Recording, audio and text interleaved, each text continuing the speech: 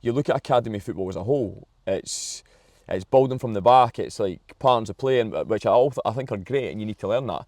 But I also think game management is a massive thing. If you go and watch most lower level football, it's a physical league. Like you have to be able to win your headers, win your battles, and the ball's in there for a lot of the game. And then what about like the coaching? So was there like a little thing towards the end of play when you wanted to get into coaching then?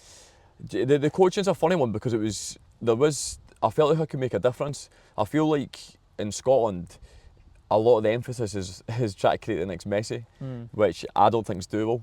Like I think, I wasn't technically the best player, but I worked hard, I was disciplined, and any information I was given, I tried to then put on in the park. And I feel like if you have that approach, everyone can get better. Right. Yeah. Do you know what I mean? Like like if you can scan football's decision making at the end of the day.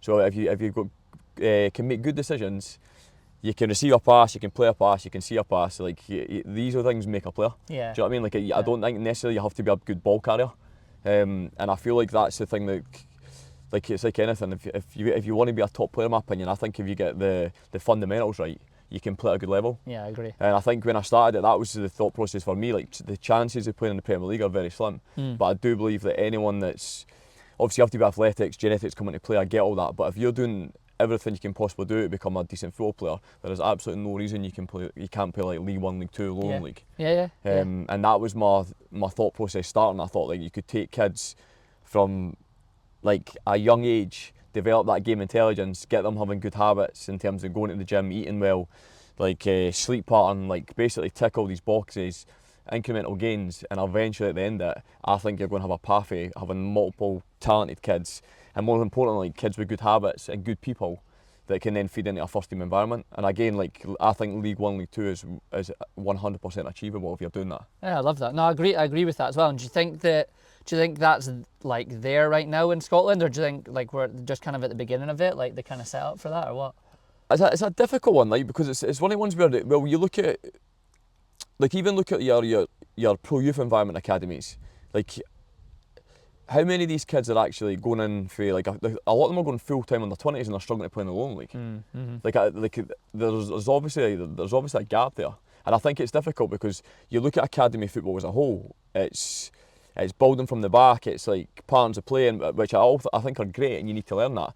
But I also think game management is a massive thing. If you go and watch most lower level football, it's a physical league. Like you have to be able to win your headers, win your battles, and the ball's in there for a lot of the game. Do you know what I mean? So it's like I think it's like anything. I feel like in Scotland specifically, I was like kids need to learn to do both. Like you have to be able to adapt. Like it's like I said, it's decision making. Like what is going to win you the game at the end of the day. Yeah. And I think that's the thing. Like I'm trying to educate kids on making good decisions depending on the actual scenario, because you're not going to always go about the ball from the back. Like even depending on the size of the park, the conditions of the park. Like if you're playing on a conditions that you're not going to get the ball from the back and you're probably going to make mistakes, then or if a team are committing to high press, why are you going to try and play through 7-8 players when one ball can go and beat them? Yep. Do you know what I mean? Like I think that's just decision making in itself, and again that comes with game intelligence and education. Yeah. So I do think that. I find it insane that you've got kids that are full-time Hearts or Hibs and then they can't get a game at a Lowland League team. Like, but that's in essence the situation I think we're in a lot of the time. And how to change that, I don't know. I think, it's a difficult one. It's a difficult one. I think unless you're exposing them to that environment, then, and realistically, it's a results-driven business. Yeah. So you have to be good enough to step in that environment. You have to be able to compete against men. Yeah. And how many of them are physically ready at that point? I think Scotland's a very hard place to make it as a professional. Like if you go to England, you could potentially be full time to 23 years old. Yeah. And look at the player you'd be, for instance, if you're under 20s, 18, 19, like giving yourself another 3-4 years in a full time environment, that's going to make a massive difference in terms of your physical development. Yeah. As well as your emotional development and developing more resilience and be able to compete against men.